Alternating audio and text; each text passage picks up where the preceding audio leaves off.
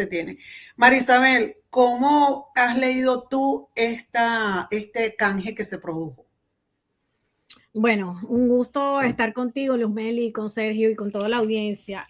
Fíjate que yo veo que hay dos cosas, ¿no? Desde el plano doméstico aquí, eh, esa investigación que publicó el New York Times generó mucha discusión, sobre todo en Florida, que es donde yo estoy, porque está el grupo, digamos, más fuerte aquí, que es el que defiende al presidente y todo lo que hace, y que es muy sensible a cualquier tema que tenga que ver con Venezuela, Cuba.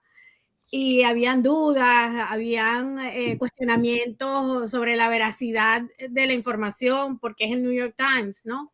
Sin embargo, como tú bien dices, se está comprobando que lo que ellos publicaron era cierto. Pero es que no fue nada más el New York Times. Tú creo que lo mencionaste. Hace unos meses se habló de esa negociación como algo muy factible, pero que el problema era justamente el enfrentamiento que tenían Grenell y Rubio, ¿no? Y hubo un momento en que pensamos, bueno, es que ellos van a llegar al mismo lugar, ¿no? Porque se supone que tanto Rubio como Grenell tienen las mismas intenciones, que es, por una parte, traerse a estos ciudadanos estadounidenses y residentes permanentes que estaban presos en Venezuela, y por otra parte, quizás bajar un poco el ruido que hay, porque aun cuando no es del todo una posición mayoritaria, la política agresiva de esta administración hacia los inmigrantes venezolanos y cubanos, porque ya no somos solo los venezolanos, está haciendo muchísimo daño en el sur de Florida.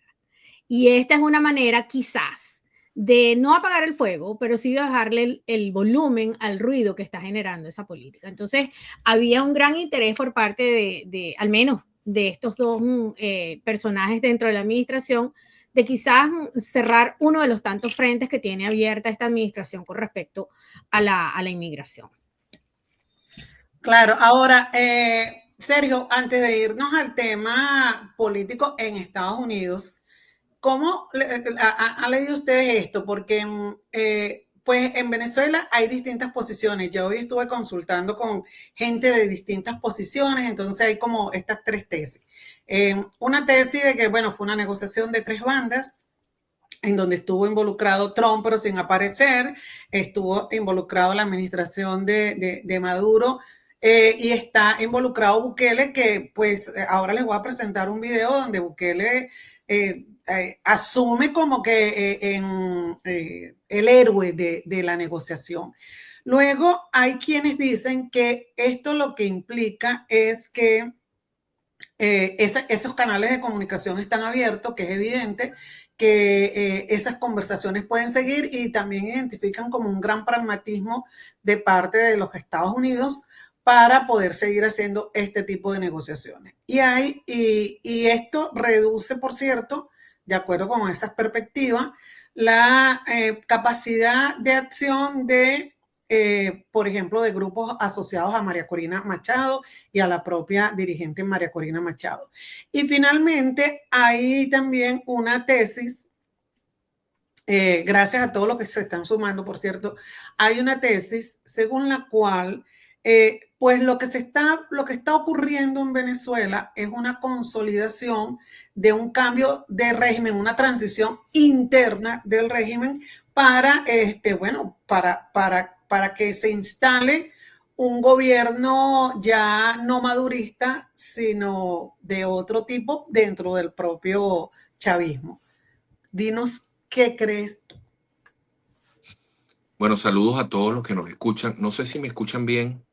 ¿Me escuchan Sí, bien? te escuchamos bien. Perfecto. Chévere. Bueno, lo primero que hay que decir es que esta no para nada fue una negociación estratégica. Es decir, aquí no se está planteando la salida del gobierno, aquí no se está planteando la posibilidad de una elección que ponga en riesgo su poder, ni nada por el estilo. Esto es simplemente son las adecuaciones que hay entre gobiernos para bajar tensiones por problemas que a todas las partes involucradas les interesaba. Por un lado, como bien decía María, la política migratoria de Trump ha sido algo muy torpe, muy grotesco, muy racista, y ha levantado una cantidad de resistencia muy grande todos estos días ha habido protestas en Estados Unidos contra la política migratoria y el traslado de una cantidad de venezolanos a esta prisión de máxima seguridad en El Salvador, donde ya se demostró que la inmensa mayoría no tenían antecedentes penales, no eran delincuentes. Entonces empieza a caer la mentira y Trump es, digamos, especialista en decir mentira, pero también se le van descubriendo. Entonces ellos necesitaban bajar la presión de este tema. Por otro lado estaba Bukele en el medio de todo esto, que todos los ojos del mundo, Amnistía Internacional, diferentes organizaciones estaban ahora auscultando, viendo lo que estaba pasando en esa prisión y dándose cuenta que no era un extraordinario gobierno, sino que es un violador de derechos humanos también, porque tenía una cantidad de personas allí, bajo qué, en qué contexto lo tiene, o sea, cómo se desarrollaba un proceso jurídico en El Salvador con personas que no han cometido ningún delito.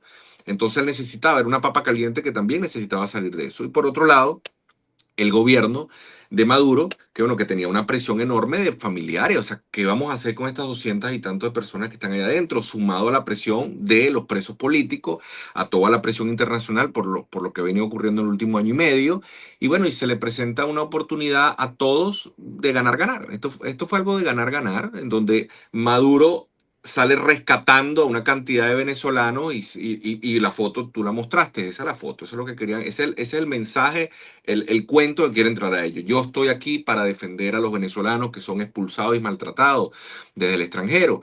Por otro lado, Trump y la administración Trump gana, y bueno, yo liberé 10 venezolanos y me deshice de 250 delincuentes que ya están allá.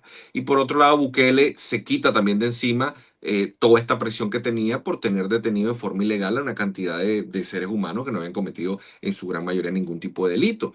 De tal manera que esto digamos, no podemos confundirnos, no podemos creer que no, que aquí hay una negociación, que puede haber, no, el gobierno para nada está poniendo en duda, está poniendo en riesgo su poder, su estatus. Por el contrario, lo que estamos viendo, yo coincido con eso que tú mencionaste al final, lo que estamos viendo es una consolidación de un régimen que está pasando de autocracia a totalitarismo, pero además estamos viendo una nueva era. Nosotros vimos la era Chávez y todos sabemos un poco en qué consistió la era Chávez, era el líder principal, etcétera, hasta su muerte. Después vimos la era Maduro, donde Maduro efectivamente coordinaba, no tenía el mismo liderazgo de Chávez, pero tenía una incidencia fundamental. Pero después de la derrota electoral que sufrieron ellos el año pasado, el año pasado, ¿verdad? No ha pasado tanto tiempo. Sí, fue el año pasado, 2024, Sí. ya fue el año antepasado. Ya. Imagínate. Bueno, ellos han estado, digamos, en una situación de debilidad. Maduro ha tenido una situación de mucha debilidad frente a Diosdado, porque finalmente quien salva la patria fue Diosdado.